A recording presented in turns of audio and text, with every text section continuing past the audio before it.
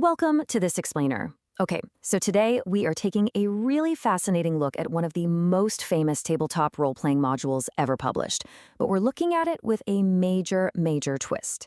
We're diving into the legendary adventure Curse of Strahd and seeing exactly what happens when a dungeon master's perfectly crafted, spine-tingling gloom collides head-on with the absolute reality of a wildly chaotic, highly dysfunctional adventuring party. So you gotta wonder, what actually happens here? The Curse of Strahd module is universally known in the tabletop community as a masterpiece of gothic horror, right?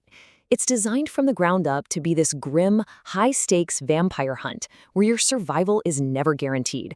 But mostly because, in this specific case, the party is a complete danger to themselves. What happens when you drop a group of incredibly messy, wildly unpredictable heroes into this carefully constructed horror? The contrast between the expected tone of the source material and the reality of this specific group's actions is nothing short of hilarious. Honestly, they become an absolute nightmare for the vampire. All right, let's jump right into Section 1, the legendary Gothic Curse. And that takes us directly to Section 2. Welcome to Dismal Barovia. Now, the legendary Gothic Curse of Strahd von Zarovich is supposed to create this inescapable valley of deadly mists and terrifying encounters. The whole module basically intends for players to shiver in despair at the mere sight of this dismal valley of death. But then, you look at Brother Alden. Because he was violently thrown into Barovia directly from the Shadowfell, which, if you know, is a realm of literal suffocating darkness, Barovia really doesn't seem that bad to him. He's literally treating this dismal, inescapable nightmare realm like it's a slightly cloudy beach vacation. While Alden is completely unbothered, Azy the Paladin is basically demanding to speak to the manager of Barovia. You see, she was raised by strict nuns, and she expects order. When the party encounters an old hag stuffing a kidnapped child into a sack to pay for a mother's dream pie addiction, Azy tries to have the woman arrested.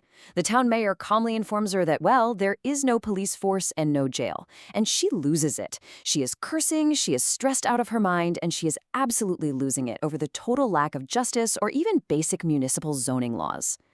Which brings us to Section 3, a very useless local. Okay, every good adventuring party navigating a strange land needs a reliable guide, right? Enter Trash, the party's shifter. Now, Trash actually grew up in Barovia. He knows the Horrific's orphanage, he recognizes the strange wards on the local coffins, so theoretically, he should be their absolute greatest asset. So, how many useful facts do you think he actually provides to a struggling, clueless friends about their deadly surroundings? 0. Exactly 0. The really crucial and honestly hilarious point here is that Trash has developed this incredibly infuriating catchphrase for his friends, "I'll tell you later." They encounter deadly toxic mists, "I'll tell you later." They find a terrifying letter signed by the vampire lord Strahd von Zarovich himself. Trash gasps in horror, tells them they want absolutely nothing to do with him, and when they literally beg for details, "I'll tell you later."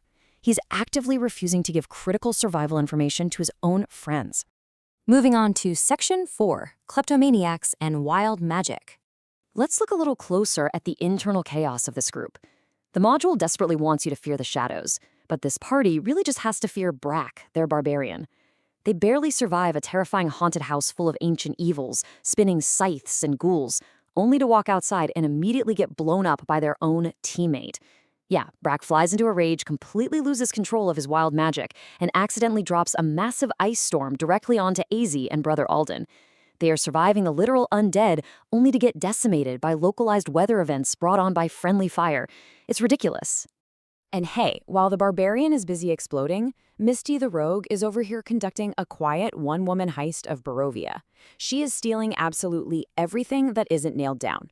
We're talking expensive first edition books from haunted libraries, random jewelry, those creepy little Blinsky dolls, gold-ringed napkin holders, the works. She's just casually stuffing her pockets while shooting these deeply suspicious, shifty side-eyes at her own party members just to make totally sure they aren't watching her loot the entire valley.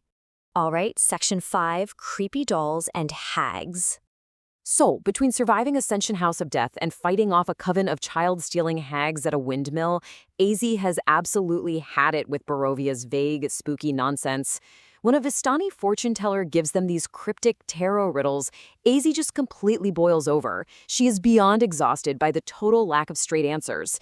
It's literally causing her to furiously swear and stress her way across the entire map because absolutely no one in this valley will just give them actionable information. Eventually, they finally find a place to rest at Dr. Ignatius Oliver Romanov's manor in Vallaki. But, this is Barovia, so of course the house is filled with an obsessive, absolutely terrifying collection of faceless Victorian dolls. Now, a normal party, they would sleep with one eye open, terrified of the creepy decor. This party, they completely ignore the nightmare dolls so they can quietly sneak around, raid the sleeping doctor's closets, steal his incredibly fine outfits, and happily play dress-up. Which brings us to Section 6, Dinner at Castle Ravenloft.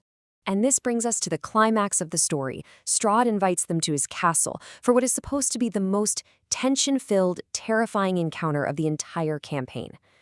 The reality? Oh man, they roll up to this imposing fortress wearing Dr. Romanov's stolen clothes. Instead of cowering in dread, AZ immediately starts lusting after Escher, the melancholy vampire spawn. Misty aggressively flirts with the undead Sasha just to gain guild intelligence. And of course, Misty has already stolen a velvet box straight out of Strahd's personal carriage. The gothic dread is completely, utterly ruined. This just brilliantly illustrates the magic of tabletop storytelling. The module provides this masterful framework of terror, but the players, they bring their own sheer absurdity right to the table. But it does leave us with a massive question. When Count Strahd von Zarovich finally unleashes the true fury of Ravenloft, how will a party that gets blown up by its own barbarian, steals from its allies, and treats gothic vampires like a dating app ever hope to survive the ultimate evil? Well, I guess we'll just have to find out later. Thanks for joining this explainer.